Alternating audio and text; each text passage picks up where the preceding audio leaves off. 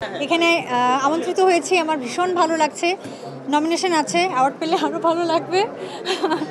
শরতের জবার জন্য। তো শরতের জবা আমার অনেক অনেক আদরের, অনেক পরিশ্রমের একটা কাজ, সেটার জন্যই নমিনেশন আছে।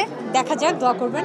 আপনাদের চোখ সুন্দর, দৃষ্টিভঙ্গি সুন্দর, এ কারণে সুন্দর লাগে। আর এমনিতে আমি তো অনেক পজিটিভ, হাসি খুশি মানুষ, আনন্দে থাকার চেষ্টা করি। আমার আশেপাশে যত নেতিবাচক ঘটনা ঘটে সেগুলোতে আমি ফোকাস করার চেষ্টা না করি, অ্যাটেনশন দেই না।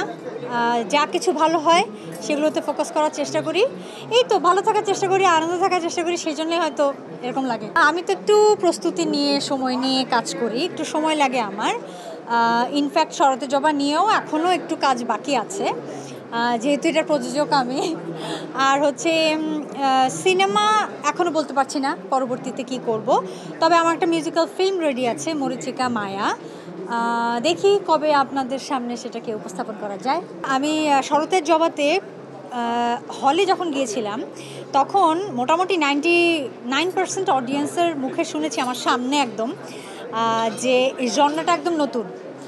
হলে, হ্যাঁ, ওটিটিতে, বাইরের ওটিটিতে নিশ্চয়ই আছে, কিন্তু বাংলাদেশের হলে শরতের জবা প্রথম এই জনরাতে।